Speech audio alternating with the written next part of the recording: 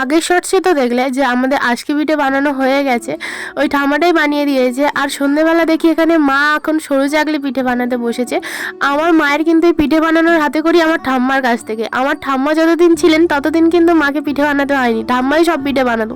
কিন্তু ঠাম্মা যবে থেকে গত হয়েছে তখন থেকে কিন্তু আমার মায়ের পিঠে বানায়, এখন মোটামুটি ভালোই পারে। ওই যে একটা কথাই আছে না, সময় সব কিছুই শিখিয়ে দেয়, সত্যিই তাই। মা কিন্তু আগে একদমই পারতো না পিঠে বানাতে, এখন কিন্তু ভালোই পারে। তো যাই হোক, আমার ঠাম্মা কারণ পিঠে বানাতে পারতো।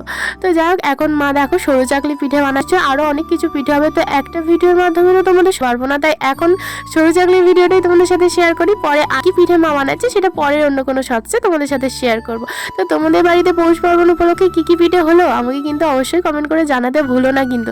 আর তোমাদের কোন কোন পিঠেটা ফেভারিট সেটাও কিন্তু জানাতে ভুলো না। ঠিক আছে, দেখা হচ্ছে নতুন কোনো ভিডিওতে। ততক্ষণ ভালো থেকো, সুস্থ থেকো, টাটা।